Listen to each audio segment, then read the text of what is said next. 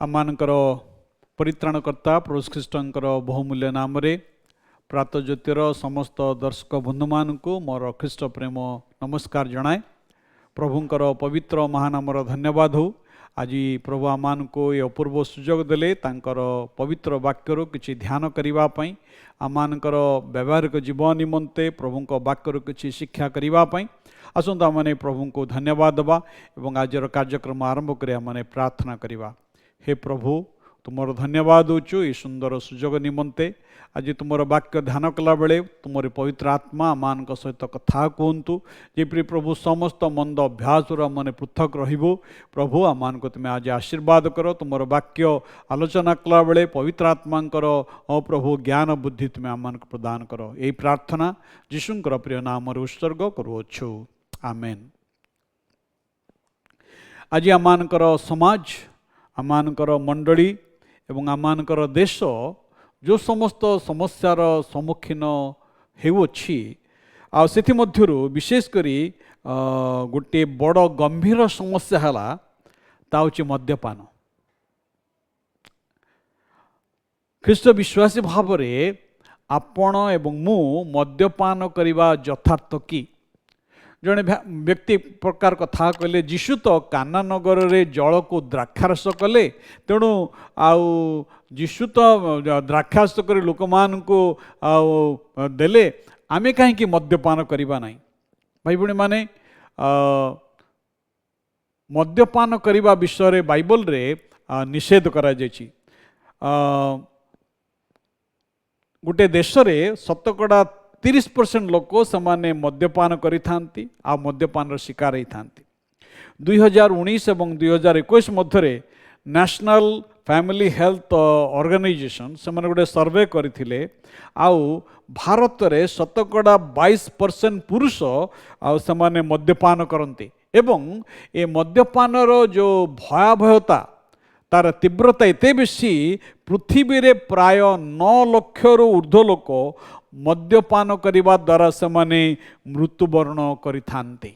आउ बाइबल ईश्वर को वाक्य अति स्पष्ट भाव में मद्यपानर विपद विषय रे आम मान को सतर्क करे थाए। ए विषय रे हितोपदेश तार 20 अध्यायर 1 पदरे कथा लिखा अछि। द्राक्षारस निंदक मद्य कलहकारी जे कि तद्वारा भ्रांत हुए से ज्ञानवान नुहे। कारण मद्यपान द्वारा अनेक समस्या अनेक प्रकार विषय व्यक्तिगत जीवन को पुणी पारिवारिक जीवन को आसी थाए। मद्यपान दरिद्रता को कड़े नहीं थाए। से हितोपदेश तार 21 अध्याय 17 पद पढ़िबे लिखा अछि जो लोक आमोद भल पाए से दरिद्र हेब पुणी जे द्राक्षारस और तैल भल पाए से धनवान हेब नहीं। भाई भणी माने मद्यपान आसक्ति दरिद्रता को कढ़ेनी इट लीड्स टू पॉवर्टी। आज अनेक परिवार सर्वश्रांत हो जाइछंती। अनेक परिवार रे खाद्यर अभाव अच्छी, अनेक परिवार रे कलह अच्छी, अनेक परिवार रे विभिन्न प्रकार अशांति अच्छी कारण कई जने से परिवार रे मद्यपान करुछंती। हितोपदेश तार 23 अध्याय 20 एवं 21 पद लिखा अछि। द्राक्षारस रे आसक्त और पेटार्थी मांस भोक्ता मानकर संगी हुआ नहीं कारण मतुआला वो पेटुक दरिद्र हेबे पुणी घुमा मनुष्य को चिराकना पिंधाइब। भाई भणी माने अति स्पष्ट भाव में ईश्वर को वाक्य रे आमान को निषेध करा जायछि मद्यपान जेपरि आमाने करिबो नहीं।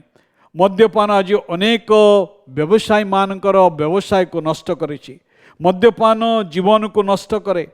ईश्वर को वाक्य आमान को सतर्क कर दि जाइछि जे मद्यपान करने द्वारा अनेक प्रकार दुख अनेक प्रकार विवाद संकट आसताए। मद्यपान गोटे दुष्टा नारी भली तार रूप से मनुष्य मान को प्रलुब्ध करि थाए। आउ ठीक सेहीपरि ए द्राक्षारस मनुष्य मान को ता करि थाए। मद्यपान करने द्वारा आपणकर यह बुद्धिमत्ता को हजेई दब। मद्यपान द्वारा केवल आपण जे मद्यपर जे क्षति हेब ताहा नुहे मात्र तद्वारा समस्त परिवार क्षति हेब। सेतपई मद्यपान कौन करे ना विचार को बिगाड़ी दिए। मद्यपान द्वारा या अंधकार कार्य अटे, या शैतान कार्य अटे। यह आपण को ईश्वर राज्यर बाहर रखिब। समस्त मद्यपान आसक्ति आम को पृथक रहा। ख्रीष्टंक मंडली रे मद्यपान एवं मदुआ मानकर कौन सी स्थान नुहे। आम को ईश्वर इच्छा निकट निजको समर्पण करने को हम। ये संसार अभिलाष निकट नुहे। मद्यपान आम को दरिद्रता आड़ को कढ़े निए। मद्यपान या मनुष्य जीवन को नष्ट करे। मद्यपान या आमर विचार को बिगाड़ी दिए। आमर बुद्धिमत्ता को नष्ट कर दिए। उपयुक्त सिद्धांत नेबार आम अक्षम हो पड़ू। से भाई भाई मैंने शैतान चातुर्य को आम को बुझा हम। आमर विवेक को आमर मन को भ्रष्ट करदेव।